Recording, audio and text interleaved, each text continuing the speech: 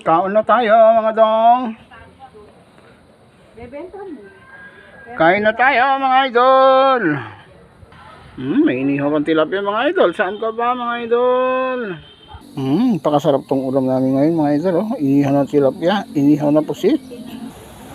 Yummy yummy.